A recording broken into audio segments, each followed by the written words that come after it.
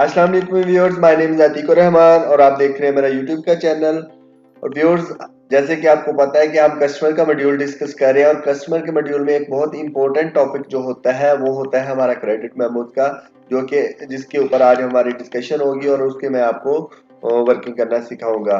Viewers, बाज़ दफ़ा होता है कि हमारे कस्टमर को हम जो चीज़ें सेल करते हैं वो उसके अगेंस्ट रिटर्न भी हो जाती है। कुछ चीज़ें ख़राब हो सकती हैं, कुछ चीज़ें गलत जा सकती हैं और कुछ चीज़ें कस्टमर को पसंद नहीं आती, तो वो हमें रिटर्न लेना पड़ती है। क्यूबी को उसको कैसे हैंडल करता है और क्विक बुक्स के अंदर उसका मॉड्यूल कैसे है और उसकी हम वर्किंग कैसे करते हैं, बेसिकली यही आज हम सीखने जा रहे हैं। तो व्यूअर्स, कस्टमर के मॉड्यूल में सिर्फ कस्टमर के टैब के ऊपर ही आप क्लिक करेंगे, आपके पास नीचे जाएंगे तो आपके पास क्रिएट क्रेडिट मेमोज या रिफंड्स का ऑप्शन नजर आ रहा होगा आपको। तो आपने क्रेडिट मेमोज जनरेट कैसे करना है और उसके अगेंस्ट उसको पेमेंट कैसे वापस करनी है या उसकी पेमेंट उसके लेजर में कैसे ऑफसेट करनी है, वो सारा कुछ इंशाल्लाह आज हम देखने जा रहे हैं।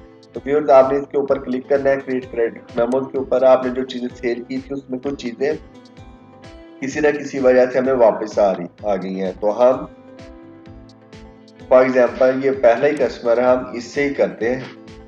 कोई चीज़ थी, ये डेट, आज की डेट आप डाल देंगे।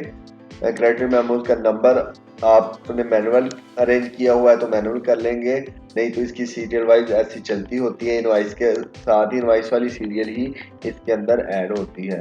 तो व्यूअर्स, हमारे पास ये जो 3-4 आइटम्स आ रही हैं, इन्हीं में से कुछ आइटम्स हमें रिटर्न आ गई हैं। हम यहाँ पे उन्हीं में से सिलेक्ट कर लेते हैं।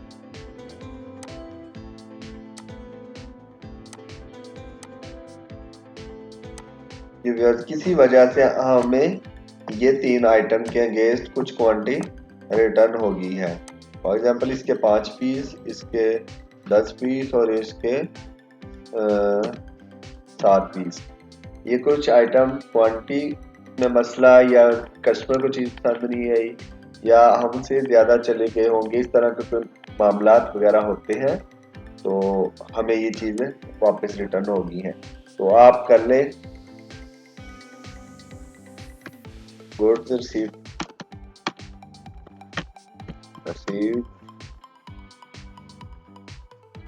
जो आपकी इनवाइस का नंबर लास्ट आपने दिया होगा ना रेफरेंस के तौर पे, वही इनवाइस नंबर आप लिखिएगा ताकि आपको पता हो कि उस इनवाइस की अगेंस्ट आपको चीज़ें रिटर्न हुई हैं। तो 2 नंबर इनवाइस के अगेंस्ट हमने ये चीज़ें सेल की थी, उसके अगेंस्ट हमें ये चीज़ें वापस आ गई हैं। तो जी व्यूअर्स, ये चीज़ें आप वापस कर ली हैं। अगर तो हम उसको ये चीज़ें वापस लेके कोई नया माल दे रहे हैं, नया स्टॉक दे रहे हैं, तो आपने ये वाला टैब यूज करना है कि use credit for apply invoices. Invoice के ऊपर अप्लाई कर देंगे आप, ठीक है।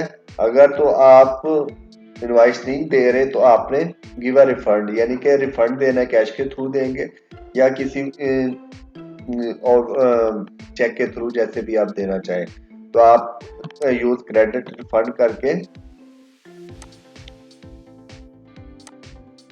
यूज क्रेडिट रिफंड करेंगे आप, और यहाँ पे आपके पास चेक का ऑप्शन आ जाएगा कि ये आपने कितने रिफंड करने हैं। तो जी भी, और 4,02,47,000 का आ रहा है हमारे पास, वो बता रहा है कि आपका पास बैंक का बैलेंस इतना आ रहा है। तो इस तरह करके आप चेक के थ्रू रिफंड कर सकते हैं।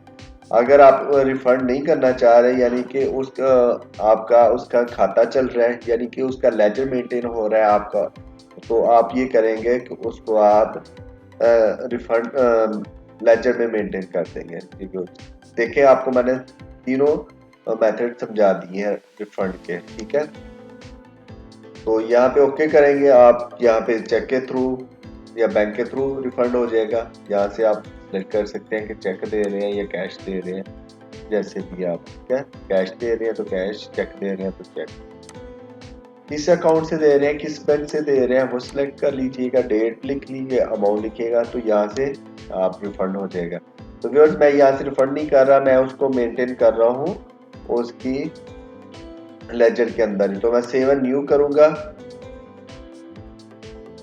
अगर आप कुछ नहीं करेंगे, सेव एंड न्यू कर देंगे तो व्यूअर उसके लेजर में चला जाएगा। फॉर एग्जांपल मैं आपको समझाने के लिए उसका लेजर दिखा भी देता हूँ। आप कस्टमर एंड रिसीवेबल में जाएंगे, customer and receivable balance detail, customer balance detail पे क्लिक करेंगे आप। कस्टमर रिपोर्ट में जाके आप यहाँ पे इसकी सेटिंग कर लें एक बार। अकाउंट रिसीवेबल है, उसका नाम क्या है बंदे का जिसको आपने सेलेक्ट किया है, तो नेम में सेलेक्ट करेंगे आप, उसका नाम लिखेंगे तो हमारे पास ये पहला ही बंदा था जिसको हमने सेल किया है। तो जी जो कुछ इस तरह की रिपोर्ट आपको नजर आएगी। तो इसमें मजीद आप चेंजिंग कर सकते हैं, जहाँ पे आप डेबिट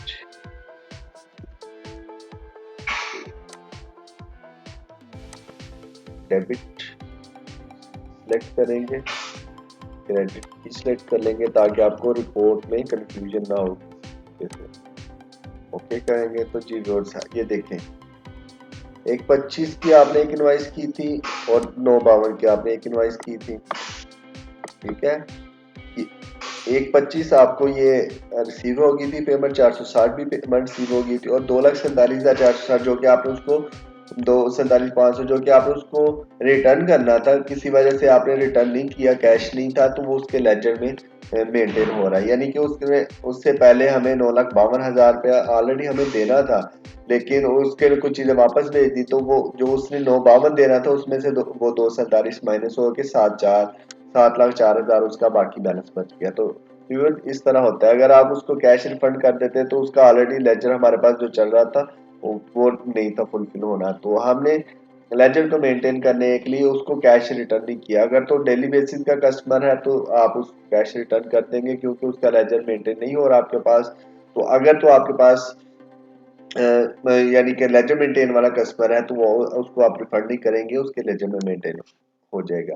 तो जी व्यूअर्स ये था आज का हमारा टॉपिक जो कि क्रेडिट मेमो के हवाले था। क्रेडिट मेमो से हम रिटर्न गुड्स भी कैसे रिटर्न रिसीव करते हैं और उसकी पेमेंट भी कैसे एडजस्ट करते हैं, ये आज हमने सीख लिया है। तो उम्मीद करता हूँ आपको वीडियो पसंद आई होगी। वीडियो पसंद आई है तो लाइक और सब्सक्राइब जरूर कीजिएगा, दोस्तों के साथ शेयर कीजिएगा। तब तक लिए अपना बहुत सारा ख्याल रखिएगा, मिलते हैं किसी न्यू वीडियो में। अल्लाह हाफिज।